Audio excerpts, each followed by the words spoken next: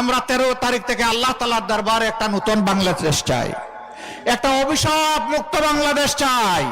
আমার মায়ের জন্য একটা নিরাপদ বাংলাদেশ চাই, শিশুদের জন্য একটা নিরাপদ বাংলাদেশ চাই।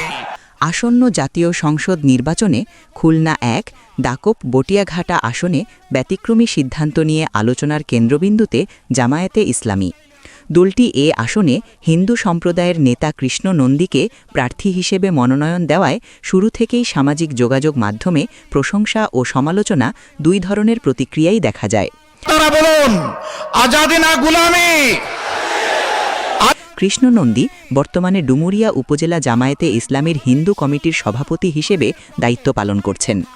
তবে প্রার্থী ঘোষণার পর যে বিতর্ক কিছুটা স্থিমিত হয়েছিল তা আবারও নতুন করে মাথাচাড়া দেয় প্রতীক বিতরণকে কেন্দ্র করে।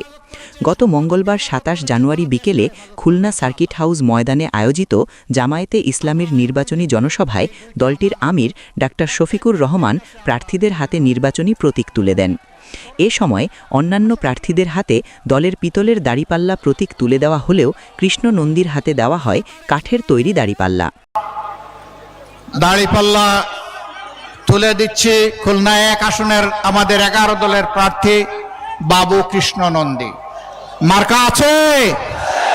কোন সে মার্কা? জোরে সুরে সারা দেশে খুলনায় 12 তারিখ।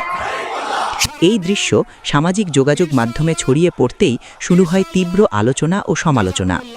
অনেক নেটিজেন প্রশ্ন তুলেছেন, হিন্দু প্রার্থী বলেই কি তাকে আলাদা ও ভিন্ন উপকরণের প্রতীক দেওয়া হলো? কেউ কেউ বিষয়টিকে সরাসরি বৈষম্য হিসেবে আখ্যা দিয়ে লিখেছেন, একই দলের প্রার্থী হলে প্রতীকের ক্ষেত্রেও সমতা থাকা উচিত ছিল। আবার কেউ মন্তব্য করেছেন, এটা কি নিছক অনিচ্ছাকৃত নাকি প্রতীকী কোনো বার্তা দেওয়ার চেষ্টা? সামাজিক যোগাযোগ মাধ্যমে আরও কিছু মন্তব্যে দেখা যায় কেউ কেউ জামায়াতের আদর্শিক অবস্থান নিয়েও প্রশ্ন তুলেছেন। তাদের ভাষ্য, জামায়াতে ইসলামী যদি দেশে ইসলামী আইন ও শাসন ব্যবস্থা প্রতিষ্ঠার কথা বলে তাহলে সেই দলের হয়ে একজন হিন্দু প্রার্থী কিভাবে নির্বাচনে অংশ নিচ্ছেন এ বিষয়টি স্পষ্ট করা দরকার।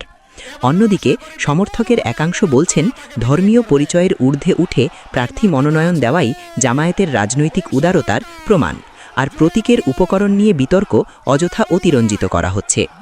এ প্রসঙ্গে কয়েকজন নেটিজেন আবার ভিন্ন মত দিয়েছেন। তারা লিখেছেন, পিতল না কাঠ এটা মুখ্য বিষয় নয়, মূল বিষয় হল প্রতীক এক এবং রাজনৈতিক অধিকার সমান। কেউ কেউ দাবি করেছেন, অনুষ্ঠান আয়োজনের তাড়াহুড়ো বা প্রতীকের প্রাপ্যতার কারণে এমনটি হয়ে থাকতে পারে। এর পেছনে বৈষম্যের উদ্দেশ্য খোঁজা ঠিক হবে না।